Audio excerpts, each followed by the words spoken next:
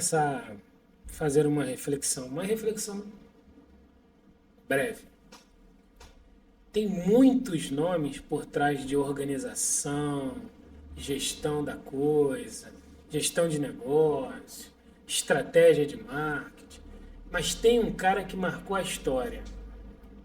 Acho que o movimento de consideração de como humanizar um processo não necessariamente está ligado ao radicalismo profundo de um capitalismo cruel, tóxico, destrutivo da pessoa humana, e não importa em que entidade essa pessoa esteja contribuidor.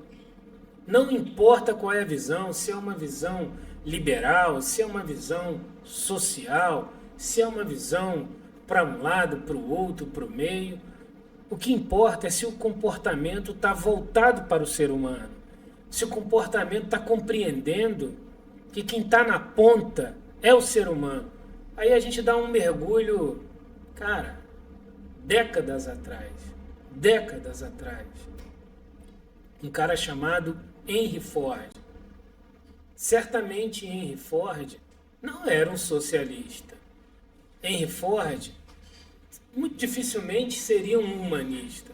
Henry Ford, em momento nenhum, estaria ligado às ciências sociais que se preocupam com o mundo, a miséria do mundo, a pobreza do mundo. No entanto, veja o gesto de uma pessoa fora da caixa, à frente do seu tempo, e muito ainda à frente de qualquer tempo, é a atitude de um empresário, de um empreendedor, de um capitalista, enfim, de uma pessoa que não está nessa caixa central de pensamento e julgamento de que se está certo, não está certo, se trata bem, se trata mal, se olha o ser humano, mas olha o comportamento do cara que marcou a história. Dificilmente terá outro maior do que o dele. O dele é inspirador para todo sempre.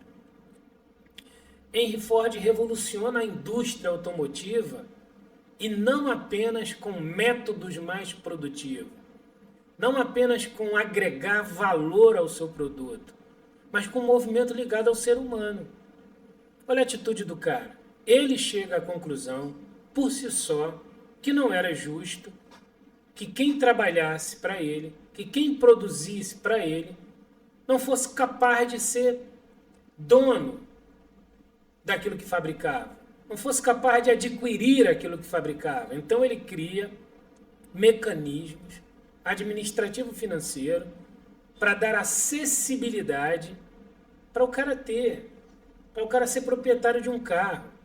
E aí ele, com segurança, fez todas as conjecturas, pensou em todos os números, fez todas as considerações, visitou o lucro dele, com certeza, e encontrou a forma adequada de dar essa acessibilidade aos colaboradores dele. Então eles passaram a poder comprar o carro que fabricavam. Na sequência, ele ainda foi muito maior. Depois de pensar, considerar, ponderar, fazer conta, considerar lucro, considerar mecanismo de gestão, tudo que era necessário, certamente ele esgotou a consideração. Ele agora pensou, peraí, o cara agora pode comprar o carro que ele fabrica para mim e que eu vendo. Ele é dono. Mas e se esse cara não puder pegar esse carro e passear com a família? E ter um momento com a família? Então, junto e ao lado do poder de posse do chão de fábrica, ele colocou melhores ganhos, e ele colocou uma coisa que, sinceramente, eu tenho 40 anos de ativista social. Já tive à frente de diversos tipos de luta com companheiros e companheiras. E quase nunca vi um movimento tão profundo na dignidade humana como esse. Primeiro, o cara cria a acessibilidade, fazendo todas as considerações. E essa acessibilidade desse chão de fábrica impacta positivo. Ele aumenta a produtividade, aumenta a venda, sobe qualidade, ganha mercado, ganha simpatia, agrega valor, ganha reputação, cresce reputação. Mas ele não ficou satisfeito com isso. O cara agora tinha que poder usar isso. A família do cara tinha que poder desfrutar com ele. O que ele faz? Redução da carga horária. Redução do tempo do cara no ambiente de trabalho produtivo. Ele reduziu esse tempo. Diversos lugares no mundo estão debatendo agora com o fenômeno da Covid-19 que gerou a cultura do home office. Se reduz, se não reduz, se mantém, como mantém. O cara, há décadas atrás, fez tudo isso sozinho, sem precisar de pandemia, sem precisar de bolha econômica, sem precisar de crise corporativa. Ele fez tudo isso só considerando o ser humano. Vamos voltar lá. O cara não era humanista, o cara não era ativista social, não era socialista, não era nada disso. Ele era um empresário e ponto. Ele enxergou nessa possibilidade todos esses insumos, que é aumentar a reputação, melhorar a qualidade da mão de obra e melhorar a qualidade do produto, entrar com um produto mais competitivo no mercado, vender mais. E se pensou, não vejo nenhum problema disso, violando nenhuma regra de humanização social. Porque ao lado e junto disso, ele deu essa acessibilidade que até hoje é ímpar. É ímpar. Quantas empresas de grande porte produzem de uma acessibilidade do seu colaborador ser proprietário daquilo que produz? Algumas, mas muito poucas em relação ao mundo, em relação à globalização. Então, feito tudo isso, qual é o grande feito do cara que marca a história? A pessoa. Não adianta o cara poder comprar o carro, ter o carro estacionado na porta ou na garagem de casa. Agora o cara precisa usar o carro. Então, ele vai focar agora no estudo de caso do tempo daquele operário no seu pátio industrial. E aí o que ele faz? Uma redução de carga horária, gerando mais tempo para o cara e aquela pessoa agora poder pegar o bem que ele tem, acessibilidade, e usufruir, curtir, viver a vida, desfrutar como qualquer cliente no mercado terá de grande potencial econômico, comprando por esse motivo. Esse cara está à frente do tempo dele, não apenas do conceito de gestão, gestão de processo, desenvolvimento administrativo, geração de métricas assertiva, e aí a criação de um grande mecanismo dentro de um método de produtividade e de melhora de mercado. Mas ele colocou o ser humano no centro. Que ele podia dizer, cara, vamos aumentar mais 4 horas por dia de produtividade. Vamos dar uma meta para cada setor na linha de produção. Podia, mas não foi isso que ele fez, aumentando qualidade, produtividade, lucratividade. Ele alcançou tudo isso valorizando o ser humano. E vamos pela terceira e última vez aqui dizer, nós não estamos falando de um ativista social. Nós estamos falando de um cara fora dessa caixa e que fez tudo isso, historicamente fez tudo isso, enquanto hoje, 2024, grandes instituições, a academia, começam a debater e discutir isso no ambiente de trabalho e ainda sem uma solução eficaz, porque aí o cara não quer liberar o cara para o home office, o cara acha que não tem produto, o outro acha que é produtivo, um defende, outro não defende, mas sem colocar o ser humano no centro. Henry Ford só colocou o ser humano no centro da história. Henry Ford só humanizou cada processo que ele desenvolveu de gestão do seu negócio. Então, o ser humano é o grande negócio. É o ser humano o grande negócio. E dizer que o ser humano é o grande negócio não é coisificar o ser humano. Muito pelo contrário, é encontrar o valor, a dignidade, o cuidado, porque é o ser humano que vai gerar o resultado desejado e esperado naquele processo produtivo do mercado, dos muitos negócios que o mercado vocacionalmente tem. Ponto. Muitas pessoas criticam a forma da estrutura do modelo de produção que o Henry Ford criou, né? Pensando muito numa alienação do trabalhador, porque ele está ali numa determinada função, ele não tem uma visão ampliada da produção como um todo. E aqui tem uma frase que eu acho que é uma reflexão do próprio Ford em relação a isso, que defende até essa crítica. Acima de tudo, não pare de fazer perguntas. A curiosidade tem sua própria razão de existir. Então eu acho que ele está refletindo também essa crítica que hoje em dia a gente ainda é bem alta, a gente ainda é relevante essa questão de a gente não ter uma visão do todo do processo que a gente está inserindo como um trabalhador. Né? Sim. Tem essa lenda de que essa teria sido uma reflexão feita por ele diante desta crítica.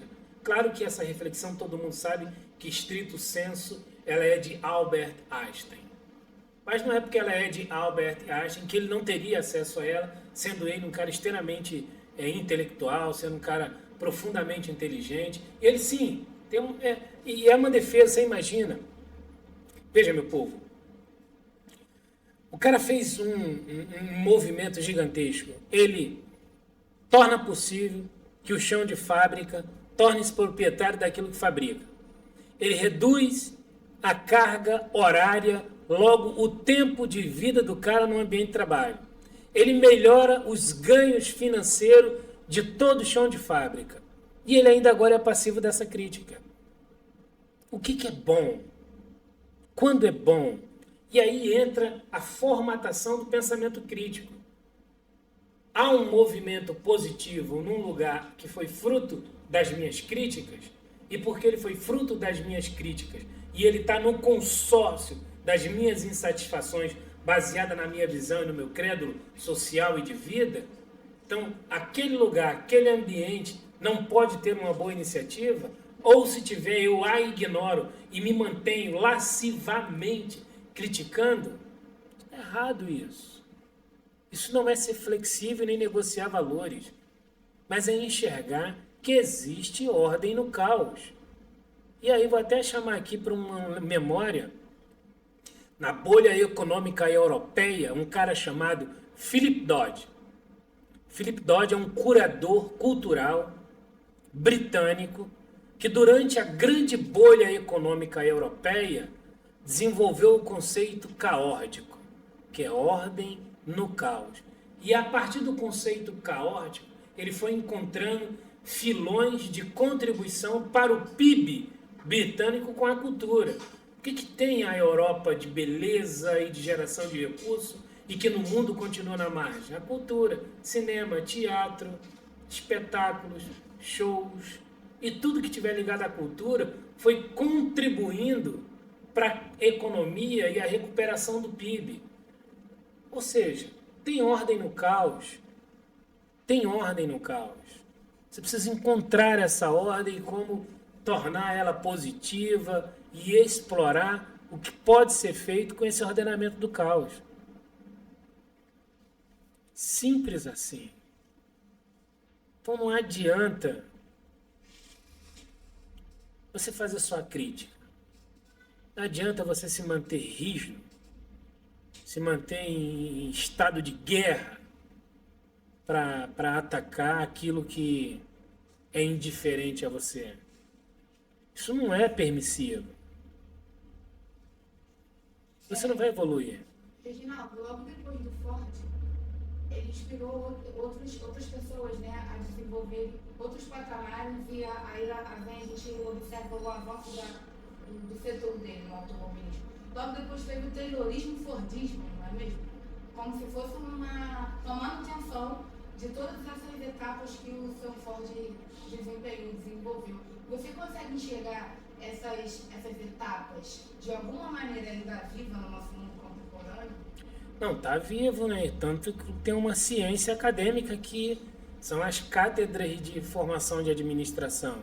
que tem grande inspiração em telho, Ford, Fayol, né? Eles estão muito ali, um ao lado do outro, inspirando, e os conceitos deles estão muito vivos, embora não estejam tão praticáveis, mas estão muito vivos. Tem sim uma grande influência. E aí a gente vê que esses caras que foram tomados tantas e muitas vezes pelo exercício crítico de suas existências e de suas feituras, fizeram boas coisas. É esse que é o ambiente do pensamento crítico, do pensamento autocrítico, do pensamento e a reflexão naquilo que eu estou vendo à minha frente, estou batendo e batendo e batendo e batendo o tempo inteiro.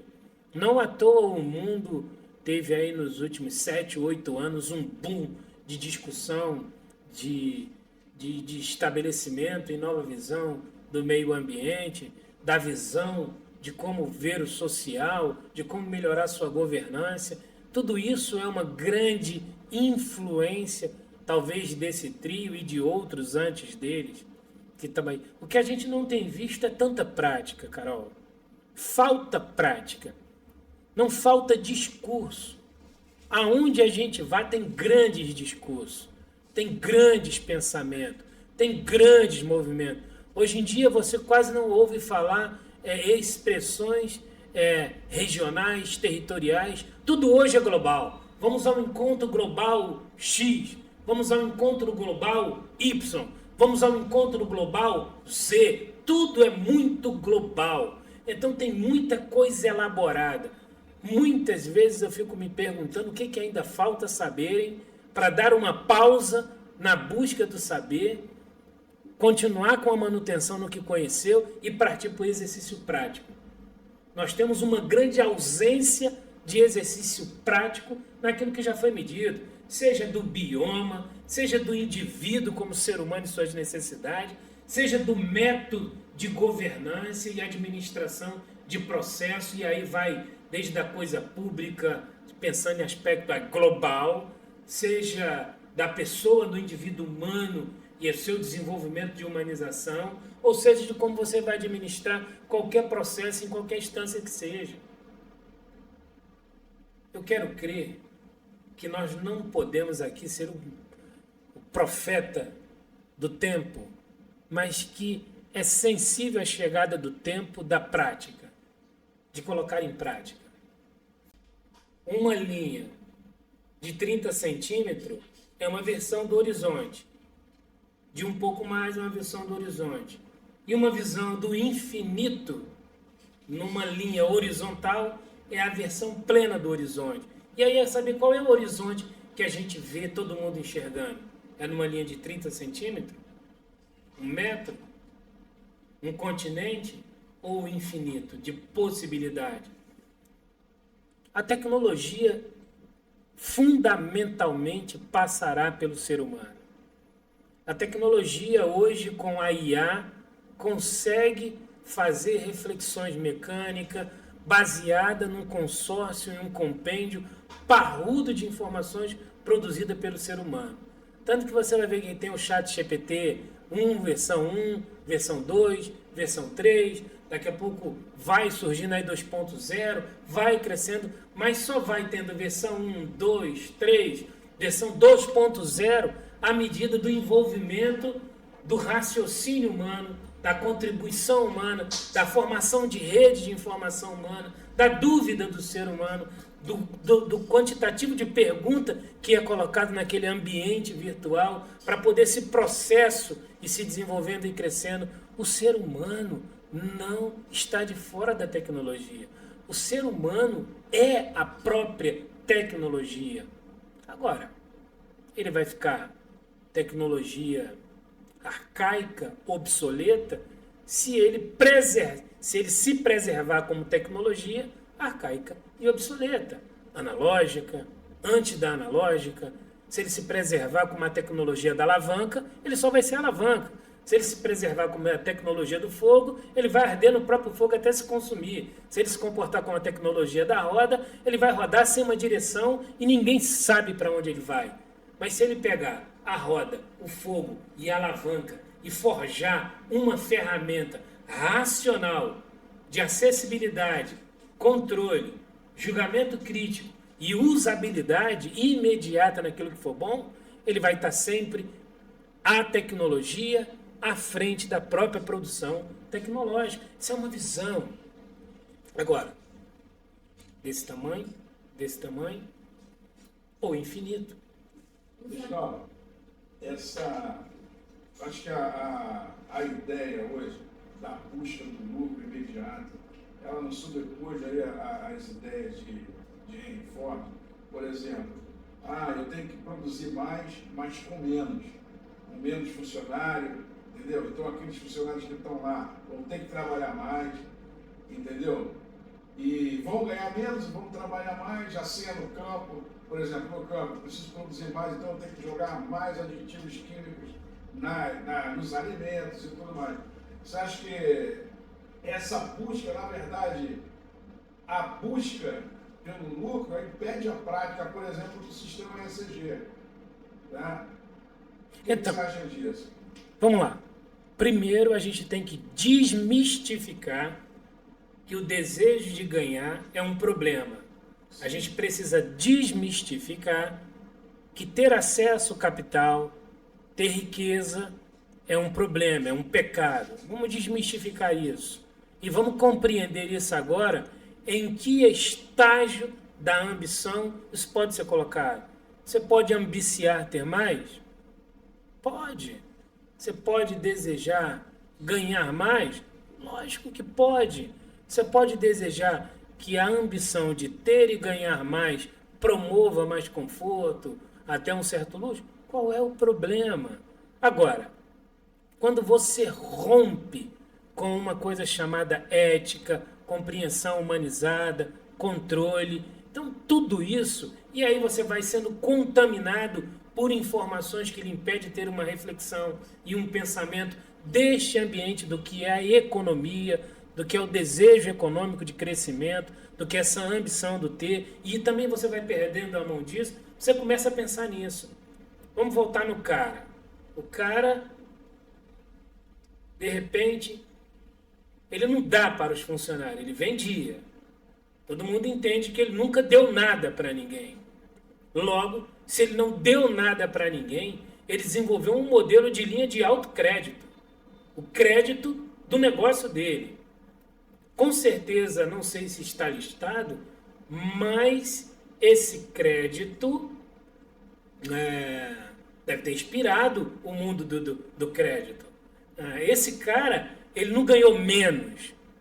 O que os relatos históricos e provados mostram é que ele teve um crescimento. E ele teve um crescimento com menos. Menos tempo da galera no chão de fábrica, menos insumo gasto naquela produtividade louca. Querido, eu trabalhei no chão de fábrica. Eu fui industriário anos da minha vida. Eu trabalhei na indústria anos da minha vida.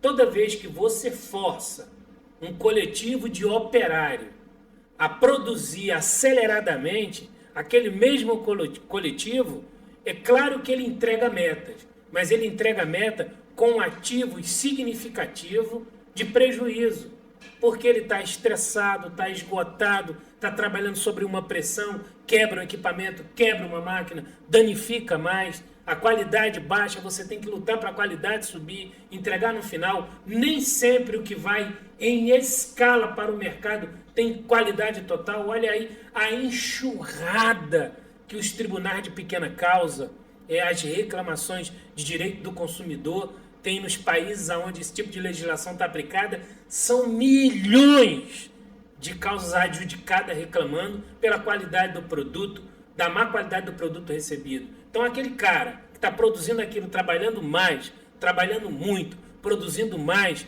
vendendo mais, também está trazendo mais prejuízo.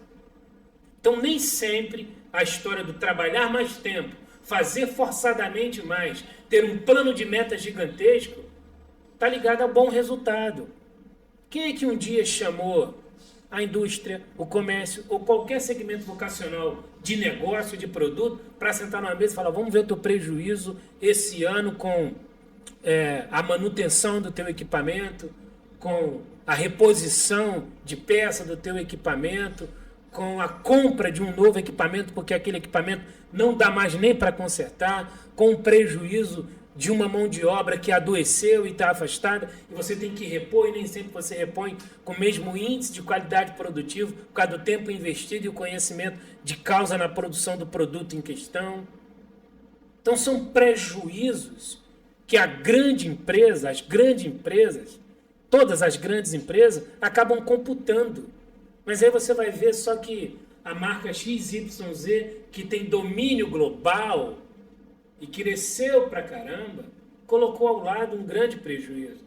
E nesse gueto do prejuízo escondido, está em sua maioria, jogado num canto, pessoas humanas, esgotada, estressada, desgastada, sem condição de voltar para o mercado de trabalho, brigando por legislações que assegurem esse afastamento de sua sobrevivência. É claro, no caso de um país com um consórcio de leis, seguridade como o Brasil, outros iguais e parecidos, existe um prejuízo computado aqui na ordem de milhões que pode ser evitado. Não, sinteticamente respondendo, não está necessariamente ligado lucro e produtividade ao aumento e serviço forçado na ponta da lança, em qualquer que seja o segmento produtivo. Sobre usabilidade, que você estava falando da inteligência artificial, é preciso também uma certa teor ético, né, para utilizar.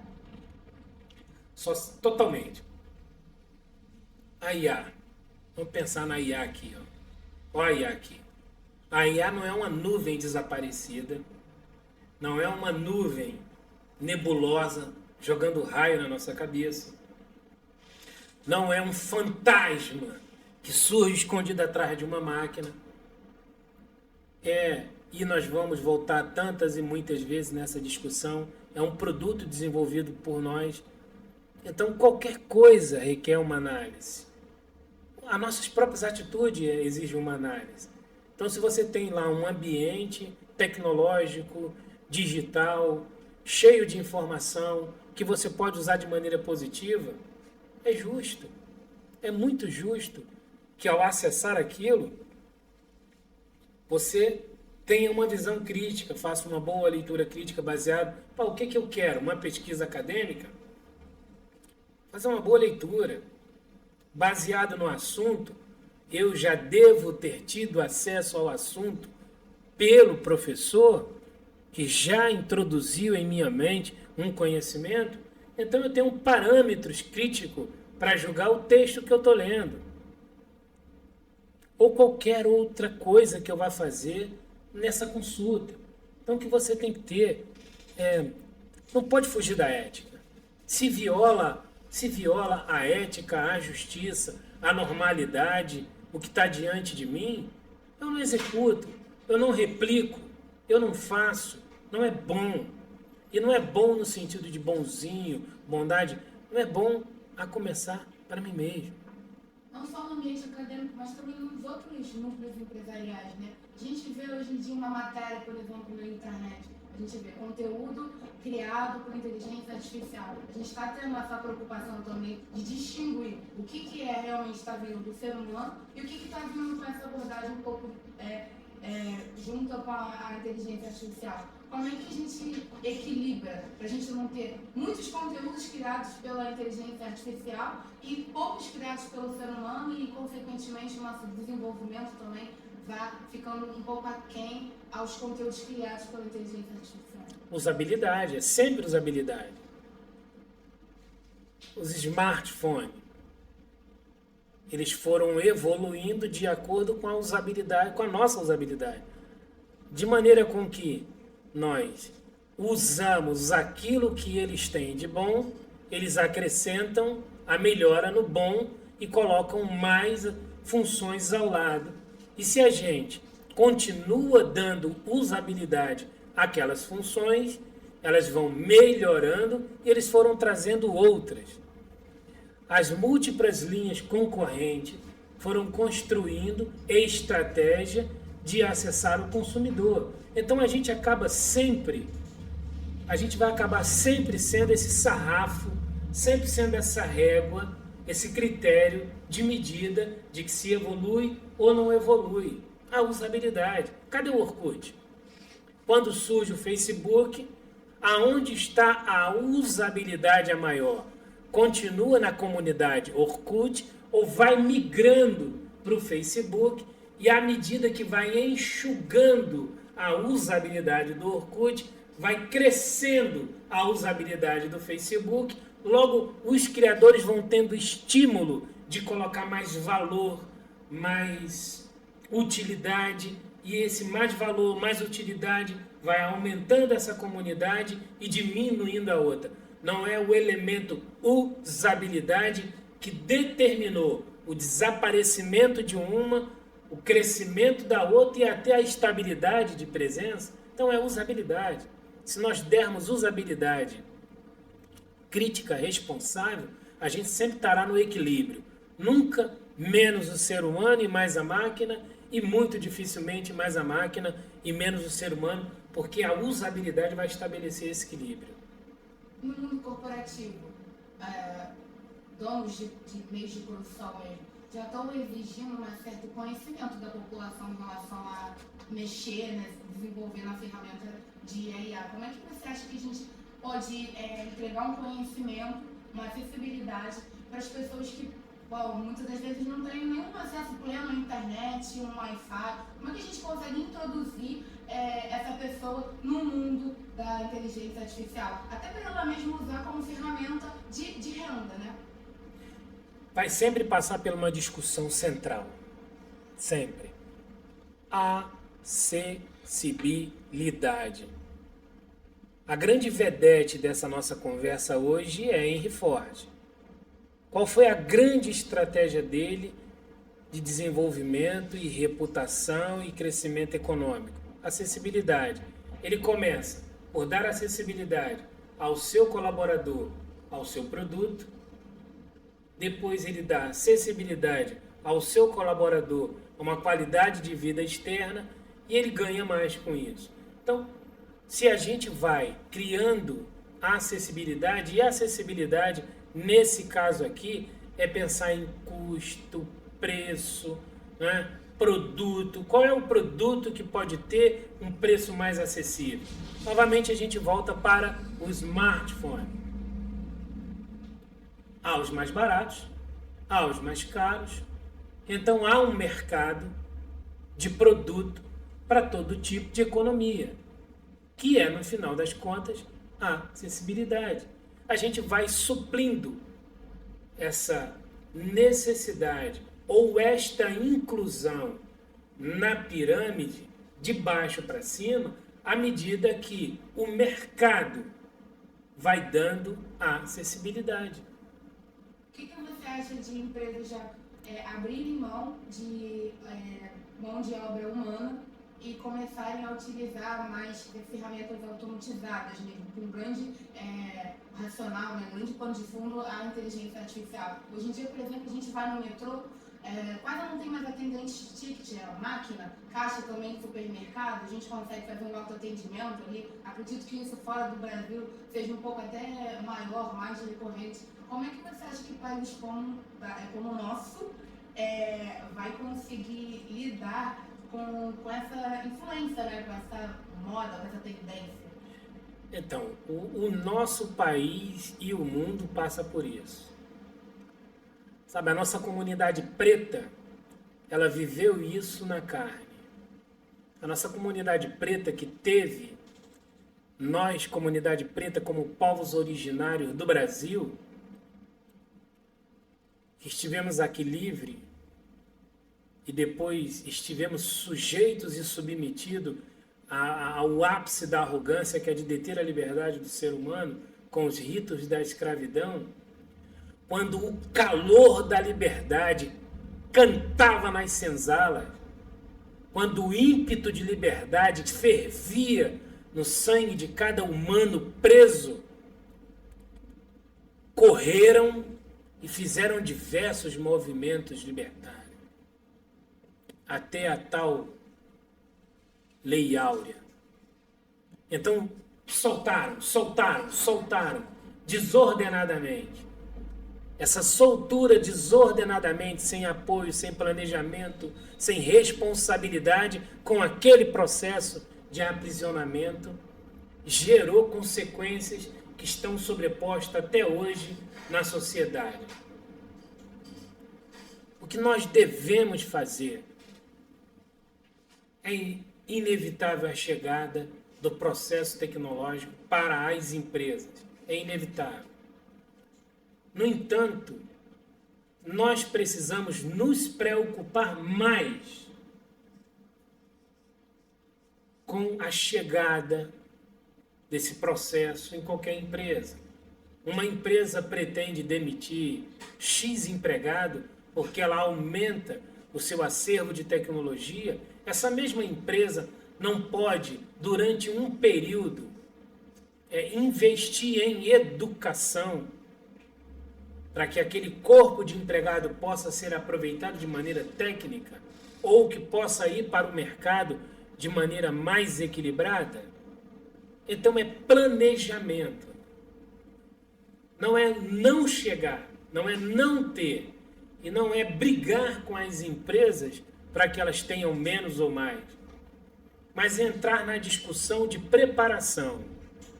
Né? Porque aí senão você repete ritos iguais e parecidos que foi da, entre aspas, libertação dos escravos. Nenhuma estratégia, nenhuma responsabilidade, nenhum pensamento. Então eu boto X pessoas na rua, coloco X máquina aqui e tudo bem para mim. Não foi isso que Henry Ford fez, nem pensou, nem praticou. Planejamento. Essa mesma empresa vai entrar num looping gigantesco de uma necessidade de uma mão de obra mais rebuscada para cuidar dessa tecnologia. É o que está no mercado aí. O Brasil tem aí, se eu não me engano, salvo engano, um déficit, uma falta, um buraco de algo em torno de 150 mil mão de obras formada em condição de trabalhar com as tecnologias. E se colocar hoje esse volume de mão de obra, ainda vai ficar demandando mais falta. Mas em que isso liga você na chegada da tecnologia das empresas que optam por ter mais tecnologia? Na irresponsabilidade de colocar centenas e milhares de pessoas na rua sem pensar estrategicamente no seu próprio negócio, que é de criar um processo educacional e preparar aquela mão de obra que conhece a empresa, conhece o funcionamento, conhece o conjunto de pensamentos, conhece o comprometimento, o propósito, tem uma relação com a companhia. Se você pega essa pessoa e prepara essa pessoa, ela será incrível e ela vai gerar lucro. Ela não é um prejuízo. Mas a empresa põe para fora no desejo de ir no mercado e trazer alguém pronto. Aí ela vai para o mercado, nem traz alguém pronto com facilidade.